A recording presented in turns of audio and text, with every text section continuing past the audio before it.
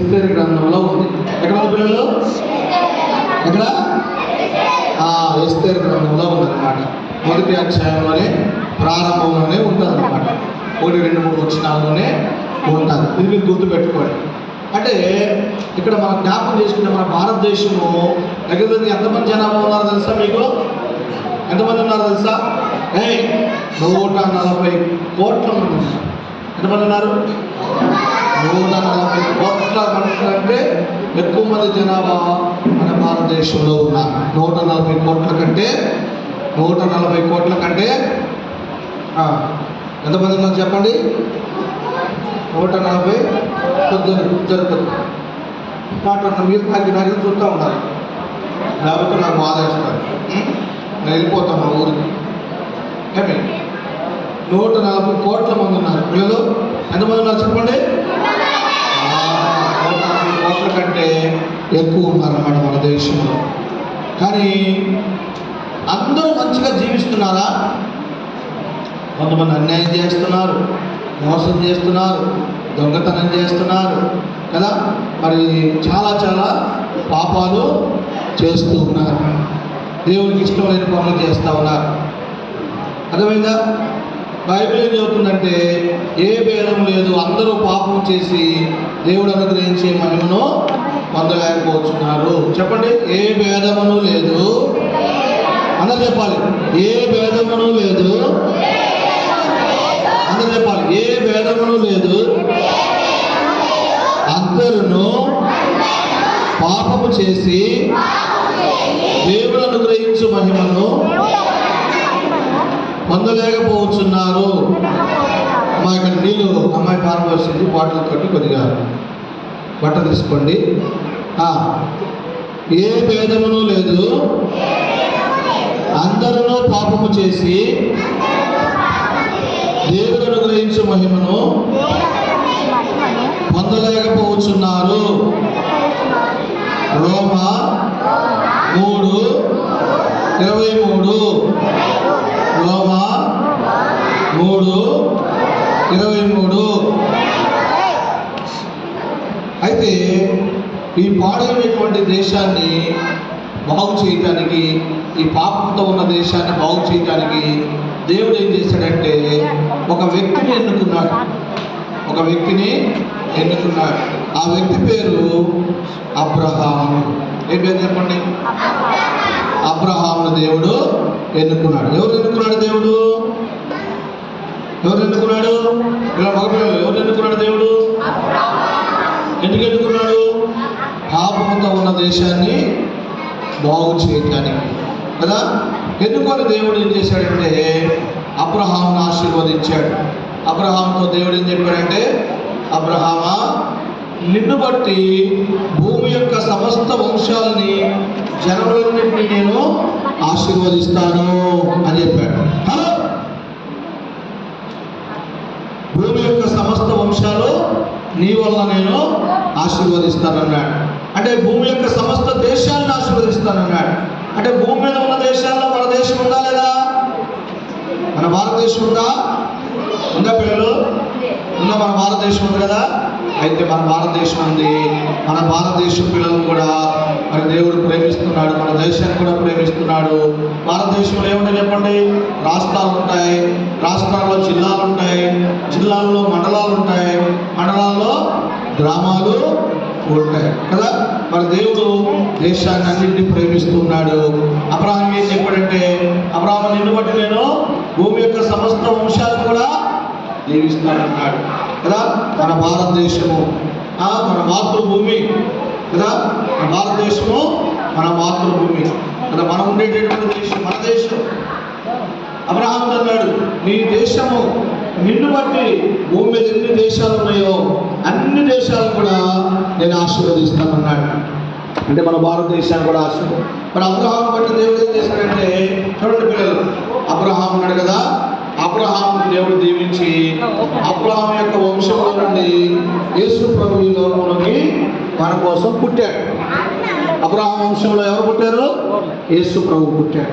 యేసు ప్రభు పుట్టి మన కోసం ఏం చేశాడు పిల్లలు? యేసు ప్రభు శిలువలో ప్రాణం పెట్టాడు. యేసు ప్రభు మన కోసం రక్తం కార్చాడు, చనిపోయి పాతి పెట్టబడి తిరిగి లేచాడు, మరణాన్ని జయించి తిరిగి లేచాడు. యేసు ప్రభు ఈ లోకంలో పుట్టాడు. చూసారా పుట్టింది మీరు? క్రిస్మస్ పండుగ చేసుకుంటాం కదా, క్రిస్మస్ పండుగ. మరి క్రిస్మస్ పండుగ అంటే ఏంటి? యేసు ప్రభు యొక్క పుట్టుక. యేసు ప్రభు పుట్టాడు, ఈ లోకంలో జీవించాడు, తర్వాత మన పాపాల కోసం శ్రమ పడ్డాడు, దెబ్బలు తిన్నాడు, సిలువ వేయబడ్డాడు, రక్తం కార్చాడు, చనిపోయాడు, పాతి పెట్టబడ్డాడు, మూడవ దినాన తిరిగి లేచాడు, మరణాన్ని జయించి తిరిగి లేచాడు. ఎవరైతే యేసు ప్రభునందు విశ్వాసం ఉంచుతారో వారందరూ రక్షించబడుతున్నారు, మేలు పొందుతున్నారు. మనం కూడా యేసు ప్రభువుని నమ్ముకున్నాం కాబట్టి, తెలుసుకున్నాం కాబట్టి మనం ఇక్కడికి వచ్చాం. మీరు, మీ కుటుంబము, అమ్మ, నాన్న అందరూ కూడా కదా. అట్లా మన భారతదేశంలో అందరూ కూడా యేసు ప్రభువుని నమ్ముకోవాలి. మొట్టమొదటిది భారతదేశము నా మాతృభూమి. మన భారత 12 మంది మగ పిల్లలు, 12 మంది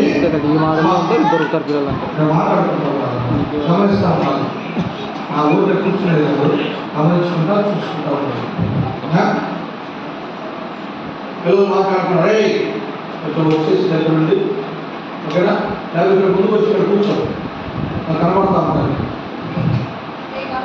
యాకోబు ఎంతమంది పిల్లలు? మగపిల్లలు చెప్పండి. యాకోబు ఎంతమంది పిల్లలు? 13. మగ పిల్లలు ఎంతమంది? ఆడపిల్లలు ఎంతమంది? కదా. అయితే ఈ మగ పిల్లలంతా ఏం చేశారంటే కొంతమంది సరిగా ప్రవర్తించట్లేదు, మంచి ప్రవర్తన లేదు, అల్లరి చేసిన పిల్లలు ఎవరి పిల్లలు చెప్పండి? సాధారణ పిల్లలు. మీరు సాధారణ పిల్లలా? ఎవరి పిల్లలు మీరు? దేవుని పిల్లలైనా? నేను దేవుని పిల్లలని చెప్పి చేయండి. మనందరూ దేవుని పిల్లలు అయితే మీరు అరుస్తున్న సైతం పిల్లలు మరి కాదు కదా. మధ్యలో సైతం వచ్చి మాట్లాడు అంటాడు, వాడి మాట మనము వినకూడదు, చేతులు తెచ్చాడు. వెరీ గుడ్, మీరందరూ మంచి పిల్లలే, కానీ సైతాన్ మీరు వచ్చి మాట్లాడమంటాడు, కానీ మీరు మాట్లాడకూడదు. సైతాన్ మాట మనము వినకూడదు. అయితే యాకోబు 12 మంది పిల్లలు అందరూ మంచిగా చేస్తున్న పిల్లలు అందరూ ఉన్నారు. కొట్టేవారు ఉన్నారు, తీసుకునేవారు ఉన్నారు. యోసేపు అబ్బాయి మనలో ఎవరున్నారు? యోసేపు ఏం చేశాడంటే, అన్నయ్య ఇట్లా మాట మాట్లాడుతున్నా, అన్నయ్య కొట్టాడు, వాళ్ళ ఇంటికాడ ఆ ఇంటి ముందు బాగుంటే బాగు తీసుకున్నాడా అని చెప్తుంది. వాహనం చేశాడు కదా, బాగు తీసుకుంటావా? కోపం వచ్చింది. వాళ్ళకి ఎవరు వచ్చింది? అదే అక్కడ చేయవద్దు కదా అని అనుకోలేదు వాళ్ళు. నాన్న చెప్తావా? చెప్తాను, కథ చూస్తా, నీ అంతు చూస్తా, నాకు ప్రేమ ఉంటుంది, అప్పుడు నాకు చెప్తారా? ఒకరోజు వాళ్ళు ఊరికి కాసుకోవడానికి బాగుండాలి అన్నదాం. ఇక్కడ 3 రోజులు 4 రోజులు అక్కడ చేసుకుంటే మమ్మల్ని తిన్నారు లేదు. అప్పుడు సెల్ ఫోన్లు, వీడియో కాల్స్ ఏమి లేవు. బహుమానాలు పాటించడానికి వాళ్ళు పోతే మళ్ళా ఇంటికి వచ్చినప్పుడే చూసుకోవాలి, లేకపోతే చూసుకునే అవకాశం కూడా ఉత్తరాలు రావాల్సింది కూడా లేదు. అందుకే నా కొడుకు ఎక్కడ ఉన్నారని యేసుని పిలిచి, యేసు నేను ఒక మాట చెప్తాను వింటావా అంటే, చెప్తున్నానా, నీ మాట నేను వింటాను అన్నాడు. ఏం లేదురా, నీ అన్నంలో పొలంలోకి పశువులు రాసుకోవడానికి వెళ్ళామా, నువ్వు వెళ్ళి వాళ్ళు చూసినా వెళ్ళేదానా చూస్తాను, ఎవరికి తినడానికి తీసుకెళ్ళారా ఆ వెళ్ళేదానా ఇచ్చొస్తానని వెతుకుంటా యేసు వెళ్తున్నాడు. వాళ్ళ అన్న దగ్గరికి, వాళ్ళ అన్నకి ఆహారం ఇవ్వడానికి, వాళ్ళ అన్నను చూసి రావడానికి, వాళ్ళ అన్నలు ఎలా ఉన్నారో తెలుసుకొని వాళ్ళ నాన్న ఇవ్వడానికి యేసు మోటేసుకొని వెళ్తా ఉన్నాడు. అయ్యా మా అమ్మకి వచ్చారా పశువులు కాసుకొని, ఎవరైనా చూడలేదు లేదా చదివే మొదలెడుతున్నాడు కదా. అయ్యా మా అన్నోళ్ళు 4-5 రోజులు వచ్చి చూసారా? చూసారు పోయినారు, అయిపోతే దొరుకుతారు. అవునా? సర్వే లేదు. వాళ్ళు దూరం నుంచి యేసు చూశారు. మన మీద నాన్న చాడీ చెప్పాడు కదా, మన మీద అన్ని మాటలు చెప్పాడు కదా, మనం అర్థం చేసి ఎక్కడ చేసామని చెప్పాడు కదా. వాడు వస్తున్నాడు, వాడిని ఇదే మంచిగా ఒంటరిగా వస్తున్నాడు, వాడిని కొట్టుకొని అనిపేద్దాం అనుకునేసరికి పాపం యేసు వస్తున్నాడు. ఒకడు అన్నాడు, మరి మనం తప్పు కదా, మనం చంపితే ఏమొస్తుందా, పాపం కలుగుతుంది, అసలు ఏం చెప్తాం మరి, ఆ బావి కానీ పాడుపడ్డ బావి, ఆ బావిలో పోతుంది అని చెప్పేసి యేసు దగ్గరికి వస్తున్నాడు. ఇంకా దగ్గరికి వస్తున్నాడు కన్నా బాగున్నారంటే అన్నీ కూడా దిగుతో అని చెప్పేసి అంతా కలిసి పట్టుకొని తీసుకెళ్ళి ఏం చేశారు,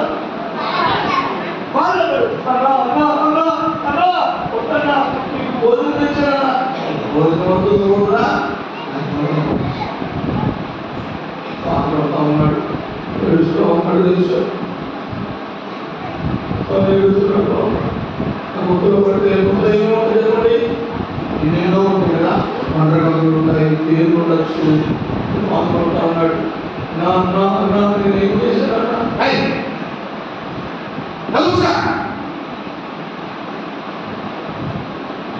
అన్నాడు.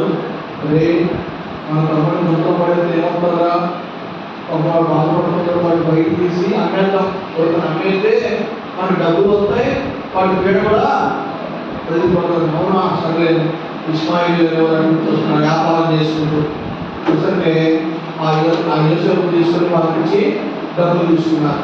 20 వెండి నాణ్యాలు తీసుకున్నారట. ఎన్ని నాణ్యాలు? 20 తీసుకొని ఎవరిని అమ్ముతాం, మీరు ఏమైనా తీసుకోండి, ఏమైనా చేసుకోండి, పిల్లల్ని డబ్బులు ఇస్తే చాలు నాకు అంటే ఎంత 20 వెండి నాణ్యాలు ఇస్తాం, దాన్ని తీసుకోండి అమ్మేస్తారు. వారి ఐగుప్తు దేశానికి వెళ్ళి ఐగుప్తు దేశంలో ఒక ఇల్లు అమ్మేశారు. ఎవరైనా కొనుక్కోండి మీరు అమ్మేస్తారు. మా రంగులో మన దేశం వాళ్ళ బాబు వెళ్ళా వాళ్ళు ఏం చేశారు, దేశాలు కలుగుతా అంటే దేశాలు కలుగు ఇల్లు ఇల్లుతున్నాడు పడుతాయి అదే కదా, అవి తీసురా పశువులకు మేత తీసుకురా, వాటిని మేతలు ఎంతో అట్లా చేస్తున్నాయి చెప్పినట్టు చేస్తున్నాయి అని చేస్తాడు. అన్ని పనులు చేస్తున్నాడు. చేసుకునేసరికి మరి అక్కడ కూడా సమస్య చేస్తాడు. ఆ యజమానుడి భార్య ఈతో తప్పు చేయించాలని, పాపం చేయించాలని ప్రయత్నం చేసేపు ఏ తప్పు కూడా దేవుడికి భయపడేవాడు అనమాట. దేవుడు చూస్తున్నాడు, నేను ఏం పని చేసిన ఎవరు చూస్తాను చెప్పండి, ఏం చేస్తాడు, దేవుడు చూస్తాడు. దేవుడి కళ్ళ నుండి ఎవరు కూడా దాచిపెట్టుకోలేరు. దేవుడు అన్నీ చూస్తాడు, మనం నేను చూస్తాడు, నన్ను చూస్తాడు, ఈ ఇదే చూస్తాడు, ఇతరులను కొట్టే చూస్తాడు, ఇతరుల పేదలో పిలిచి చూస్తాడు కదా, ఇవన్నీ గమనిస్తాడు అనమాట. చూసి మనం మంచుకున్నామో లేదో చూసి దానికి తగ్గట్టుగా మనకు ఆశీర్వాదం ఇస్తాడు. దేవుడు చూడాలంటే మనం ఉంటుందా, దేవుడికి మనం ఎంతమంది కూర్చున్నామో కూడా తెలుసా తెలీదా, నేను ఏం చేసినాను సెల్ ఫోన్ కూర్చున్నాను, ఇదేదో చూస్తూ ఉంటారు, అమ్ముతుందో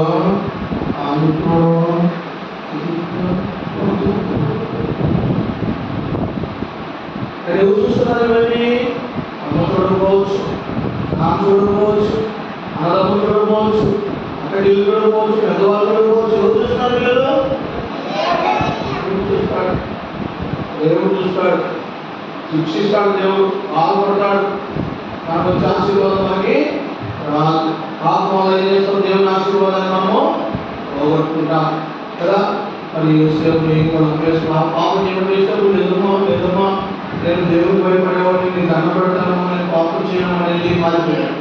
మారిపోయేసరికి ఆయన మీద లేకపోయిన మాటలు చెప్పి ఒక పక్కన చెప్పి వీడు వేదనకు చక్కగా ప్రవర్తించాడు, వీడు దొంగలు ఇలాంటి చదువుతో పెట్టాడు అని ఆయన చెప్పి యేసేపు చేతిలో వేసేసి అంటే వీళ్ళు దీనివల్ల ఇట్లాగా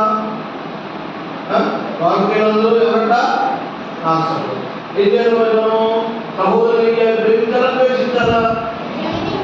మరి అన్నదమ్ములు ఏం చేశారు? వేసారు అన్నదమ్ములు ద్వేషించి చంపాలనుకున్నారు, గొంతులో వేశారు, వాళ్ళు అమ్ముకున్నారు, వాళ్ళు అమ్ముకున్నారు.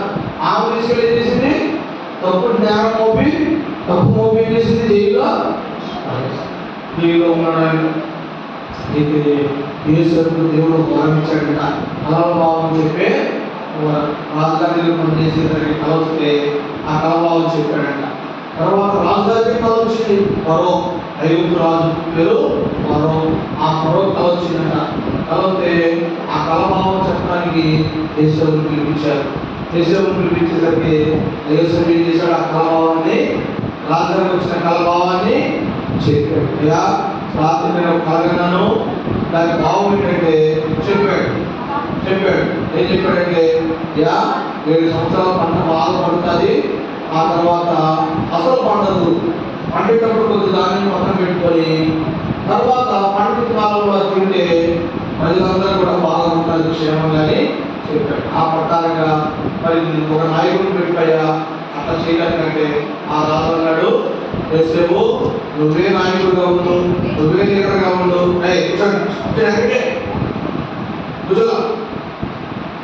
నువ్వే లీడర్గా ఉండు అని చెప్పి యేసేపు లీడర్గా ఆ రాజు అన్నాడు, నువ్వు లేవమంటే ఎవరన్నా ఎదుగుతా, నడవమంటే నడుగుతా, కూర్చోమంటే కూర్చున్నా.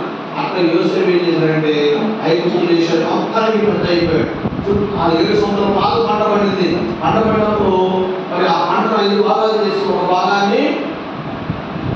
భాగాన్ని ఎత్తిపెట్టారు అనమాట, దాచిపెడితే ఆ తర్వాత కరువు వచ్చినప్పుడు ఈ ధాన్యాన్ని ఇచ్చి ప్రజలందరికీ ఆహారాన్ని ఇస్తూ ఉన్నాడు. చుట్టుపక్కల దేశంలో ఎవరికి ఆహారం లేదు. కరోనా వచ్చినప్పుడు చాలా బాధపడ్డారు కదా, ఎక్కడ కరువు వచ్చేసి ఎక్కడ ఆహారం లేదన్నమాట. ఐగుప్తు దేశంలో మాత్రం ఆహారం, యేసేపు ఉన్న చోట మాత్రమే ఆహారం. మరి యేసేపు అన్నలకు కూడా ఆహారం లేదు. వాళ్ళు ఏం చేశారు తెలుసా?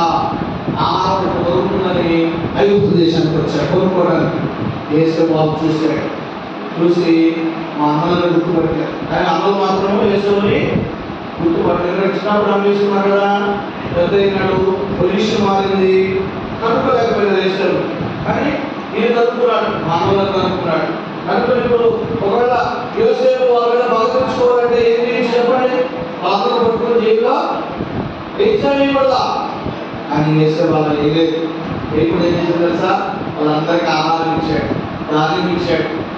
ఆయన తర్వాత అన్నాడు, నేనే యేసేపుని, మీరు నన్ను నమ్మేశారు కదా, నేనే యేసేపుని అంటే భయం వేసింది, మీరేం భయపడతలే, నేను మిమ్మల్ని ఏం చేయను, మీకు ఆహారం పెడతాను, మీ పిల్లలను పోషిస్తాను, దేవుడు మనందరికి మేలు చేశాడు, మీరందరూ ఇక్కడ రండి, ఇంకా కరువు వస్తుంది, ఇంకా భయంకర కరువు, ఆ కరువంతలో మిమ్మల్ని పోషించడానికి దేవుడు నన్ను ఇక్కడ పంపించాడు, మీరందరూ ఇక్కడే ఉండండి, ఇక్కడే తినండి, ఇక్కడే మీరు పిలుస్తానని చెప్పి అందరూ అక్కడ పెట్టాడు చేశాడు. ఇప్పుడు యేసేపు ఏం చేశాడు? వాళ్ళందరూ ద్వేషించాడా, క్షమించాడా? కానీ వాళ్ళందరినీ ప్రేమించారా, దూషించారా? ఆయన కీడు చేశారా, మేలు చేశారా? కీడు చేశారు కదా, అన్నలు కీడు చేశారు. కానీ యేసేపు ఆ కీడు మనసులో పెట్టుకోలేదు, పెట్టుకోవాలి. క్షమించాడు, ప్రతిమించాడు, వాళ్ళకి భోజనం పెట్టాడు, ఆహారం ఇచ్చాడు. కానీ యేసయ్య కూడా మన కోసం శిలువలో ప్రాణం పెట్టి రక్తం కాచాడు. యేసయ్య శిలువలో ప్రాణం పెట్టినట్టు ఏమన్నా తెలుసా? తండ్రి మీరు ఏం చేస్తున్నారో వీరిని యేసు ప్రభుని ఓడాల కుటుంబాలందరినీ తీసుకెళ్లి నరకంలో వేశాడా? అందరి కోసం ప్రాణం పెట్టాడు. కాబట్టి మనం ఏం చేయాలి చెప్పండి? ఈ కళలో మన దేశాన్ని ప్రేమించాలి, మన దేశం పట్ల మనం ప్రేమ కలిగి ఉండాలి, మన దేశం పట్ల మనం ప్రార్థన చేయాలి, తోటి వారిని ప్రేమించి వారికి మన సహాయము చేయాలి. బైబిల్లో నెహెమ్యా అనేటువంటి రాయన్నాడు, వాళ్ళ దేశం ఇశ్రాయేలు దేశం అంతా ఆ గోడలు ఆ ప్రాకారాలను కూలిపోతే నెహెమ్యా వెళ్ళి అందరినీ గురువులకి అందరితో మాట్లాడి 52 రోజుల్లో ఆ దేశం యొక్క ప్రాకారాలని కట్టారు దేశం కోసం. అర్థమైనా? కాబట్టి మన దేశాన్ని ప్రేమించి మన దేశానికి మేలు కలిగే పనులు మనం చేయాలి. మన ప్రాంతానికి మేలు. ఇప్పుడు కళలో ఉన్నామంటే మనము కళలకు మేలు చేయాలి. మనం మేలుకరంగా జీవనకరంగా ఉండాలి. ఒకటి వాళ్ళందరికీ ఊరందరికీ మనం ఉపయోగపడాలి. కదా ఎస్ఐ అన్నాడు, మీరు లోకమునకు వెలుగైనారు అని చెప్పాడు. మీరు లోకములకు ఏమైనారట చెప్పండి. మీరు లోకమునకు వెలుగైనారు అందరూ చెప్పాలి. మీరు లోకమునకు వెలుగైనారు. మత్తయి సువార్త 5వ అధ్యాయము 14వ వచనము. మత్తయి సువార్త 5వ అధ్యాయము 14వ వచనము. మీరు లోకమునకు వెలుగైనారు. ఇప్పుడు నేను 3 విషయాలు చెప్పాను. ఒకటి, ప్రపంచ దేశాలన్నింటినీ ఆశీర్వదించడానికి దేవుడు ఎన్నుకున్నది అబ్రహాం. అబ్రహాం ఎన్నుకుని అబ్రహాం సంతానం ఎవరు వచ్చారు? యేసు ప్రభువు వచ్చి అందరి కోసం సేవలో ప్రాణం పెట్టి అందరూ రక్షించారు. రెండో, మన దేశంలో అందరూ మన సమాజం కాబట్టి మనం ఏం వారిని యేసేపు వాళ్ళ అన్నదమ్ములు వచ్చి కథ చెప్పాం. వాళ్ళ అన్నదమ్ములు ఎంత ట్రీట్ చేసినప్పుడు యేసేపు ఏం చేసిన వాళ్ళకి మేలు చేశాడు, క్షమించాడు. తర్వాత ఏమేం చేశాడు? దేశాన్ని ప్రేమించి ఆ దేశం యొక్క ప్రాంతాలన్నీ కూడా అందరి కోసము కట్టించాడు. సో మనం కూడా ఇతరులకు ఉపయోగపడే వారిగా ఉండాలి. ఓకేనా? అటు వారిగా ఉండడానికి దేవుడు మనకి సహాయం చేయను గాక. అదే ఇప్పుడు ఒక పాట నేర్పిస్తాను. చిన్న పాట నేర్పిస్తాను. మీరు నేర్చుకోండి. తర్వాత క్లాసుకి వెళ్ళిపోదాం. ఓకే?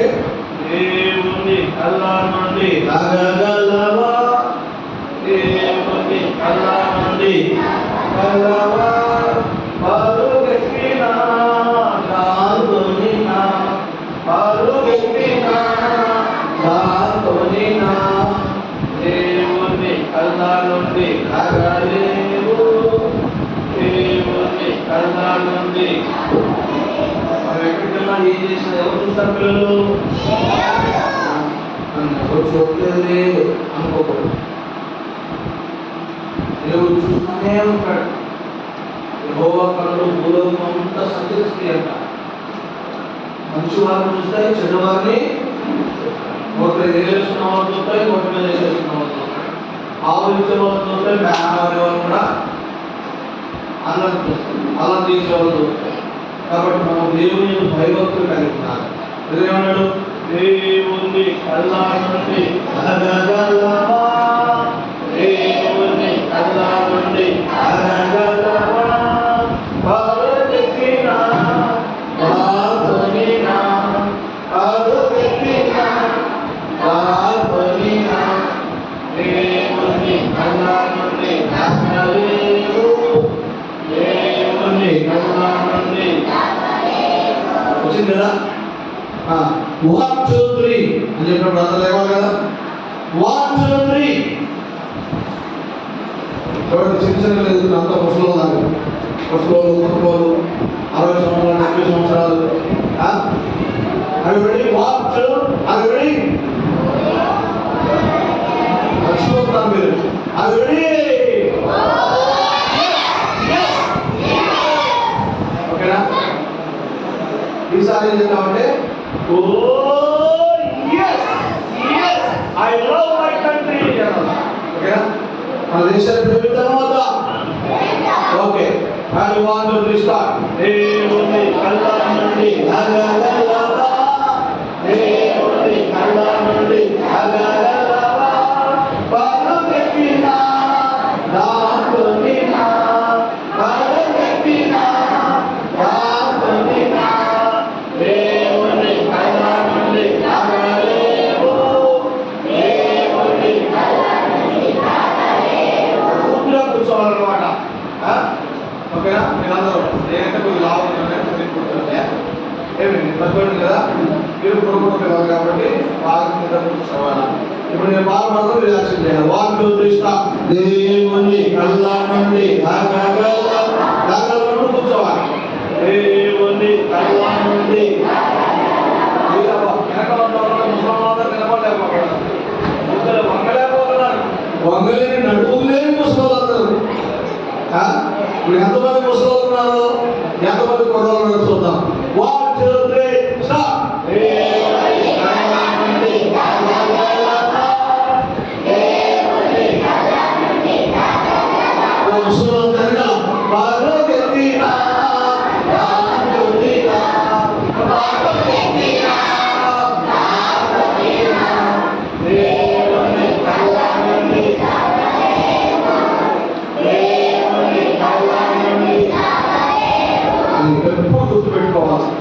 నన్ను దేవుడు చూస్తున్నాడు. ఓకేనా? కూర్చోండి. బాగా ఇప్పుడు మన క్లాస్ కదా, క్లాస్ ఒక క్లాస్ ఉంటుంది సపరేట్గా మీ వయసు తగ్గట్టు మీ క్లాస్ తగ్గట్టు. ఇప్పుడు నేను చెప్పిన వాళ్ళు మాత్రమే లెక్క, మిగతా వెళ్తున్నారు నేను చెప్పిన వాళ్ళే లెక్క. ఓకేనా? నర్సరీ, ఎల్కేజీ, యూకేజీ, 4 కేజీ, అర్ధ KG, 3/4 KG, 2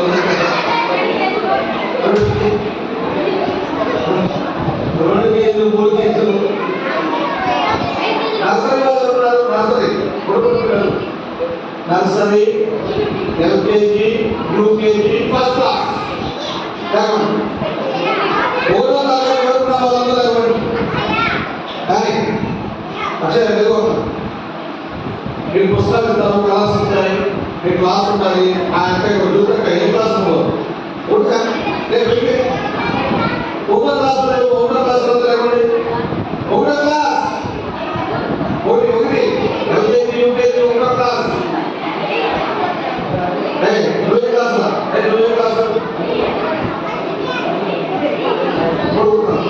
okay. Nursery, LKG, UKG, first class, second class కూడా, రెండో తరగతి కూడా.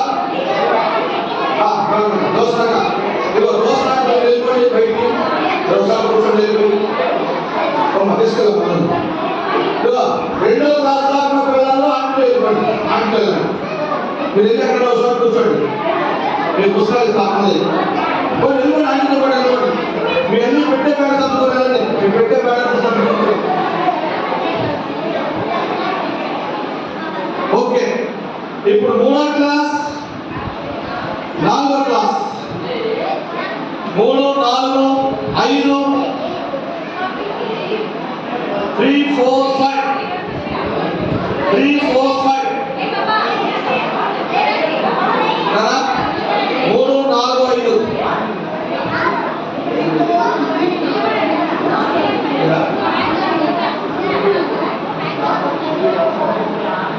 ఓకేనా? మీరు ఇదిగో అర్నాథతో పాటు మీరు బయటకు వెళ్ళిపోండి. అర్నాథతో పాటు మీరు బయటకు వెళ్ళిపోండి. ఇప్పుడు 3, 4, 5 వాళ్ళు. ఓకే.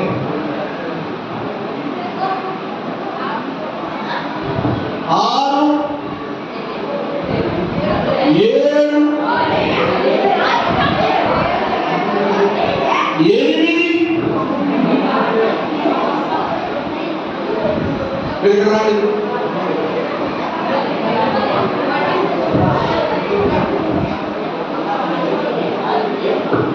6, 7, 8 మీరు. Okay okay okay. ఇక్కడే ఉన్నాడు. చెప్తాను, మళ్ళీ చెప్తాను. మీకు నేను తీసుకుంటాను క్లాస్. ఓకేనా? 6, 7, 8. ఇప్పుడు 9, 10. 9, 10 అరుణ జ్యోతి ఆంటీ. 9, 10 అరుణ జ్యోతి ఆంటీ ముందుగానండి. ఆంటీ తీసుకుంటారు మీ క్లాస్. ఎక్కడ తీసుకుంటారు? కూర్చోండి. అక్కడ వెళ్ళిపోండి. బయట వెళ్ళిపోండి. తర్వాత 11, 12, 13, 14, 15, 16, 17, 18, 19, 20. అందరూ పైకి వెళ్ళండి. మీరు అక్కడ అందరూ ఉండడం క్లాస్ పైకి పైకి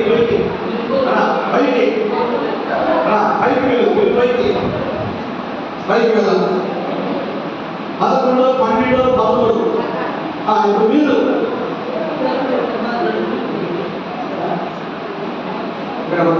హాస్టల్ గారు లోపలికి వెళ్ళాలి. హాస్టల్ గారు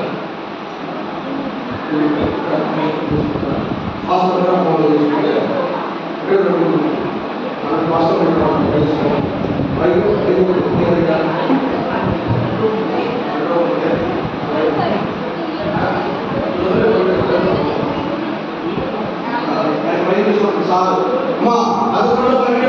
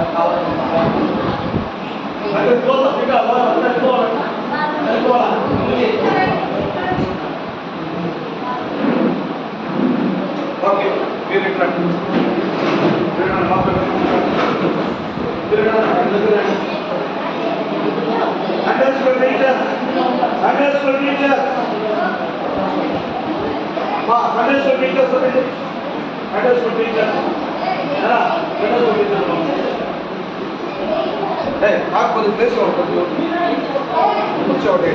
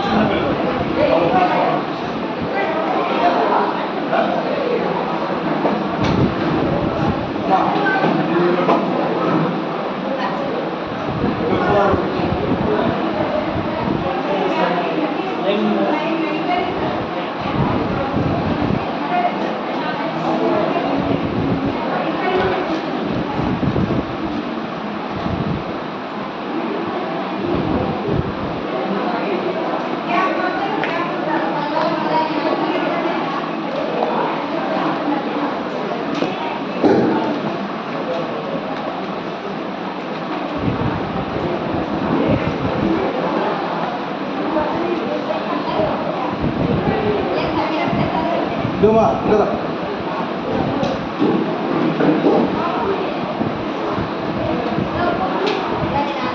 వాళ్ళకు అక్కడ అంటే ఎదురు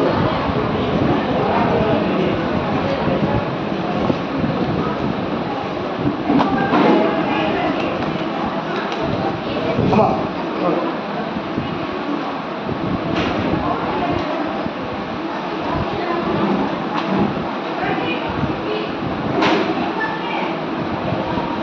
వచ్చి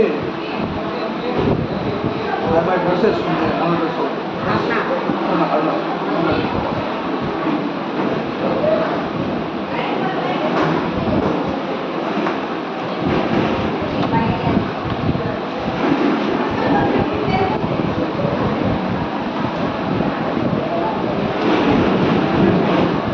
సరిపోయినా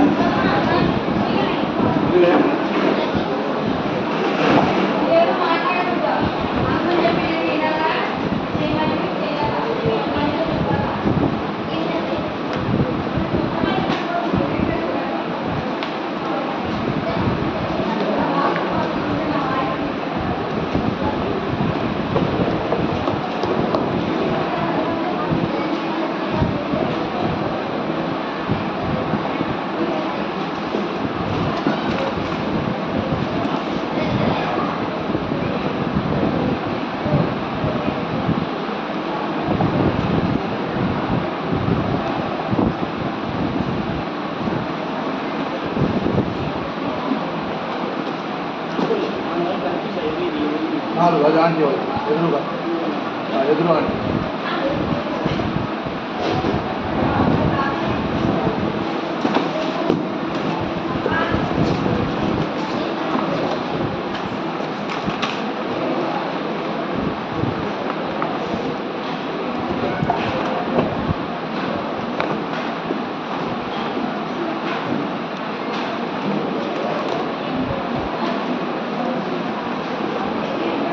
ఇదిగో బయట ఆ 4 నెంబర్లు ఎవరికైనా తక్కువ వస్తే 4 తక్కువ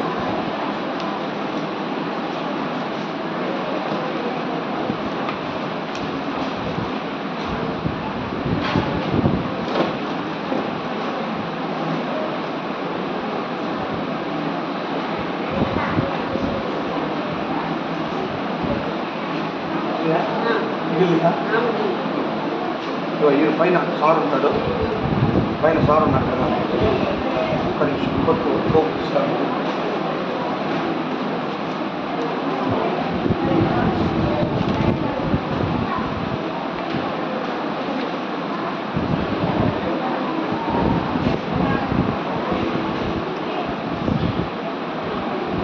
ఇప్పుడు పెద్ద బుక్స్ ఏమైనా ఉన్నాయి చూడు ఇదేమో సార్కి తీసుకొని నాకు చెప్పాలంట ఏమో పిల్లలు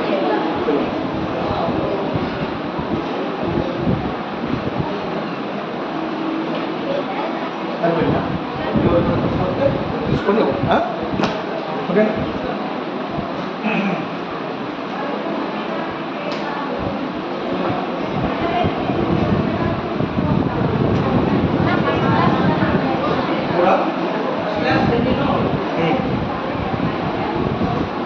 నెంబర్ తీసుకోండి ఫస్ట్ నెంబర్ ఉంటే ఫస్ట్ క్లాస్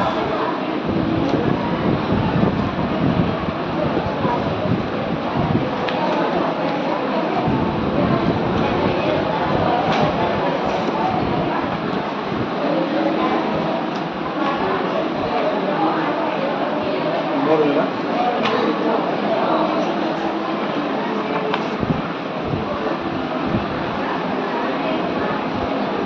ఎంత కావాలి కదా 2 నెంబర్ చూడు ఎవరుకున్నా 2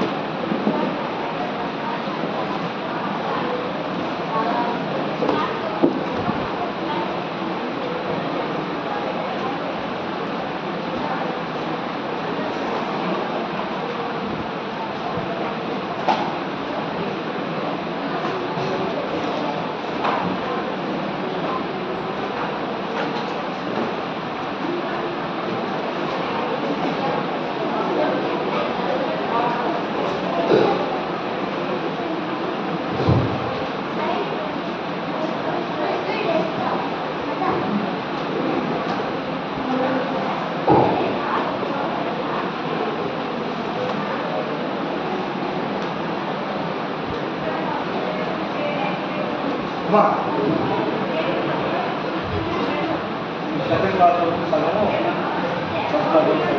కలర్ తీసుకుంటారు 2 సగం వస్తుంది ఆ పిల్లలు ఎదురుగా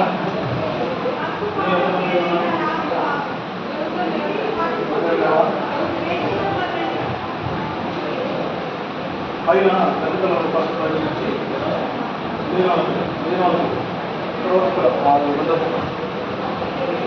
నాకు ఆంటీ క్లాస్ ఫస్ట్ పైకి పో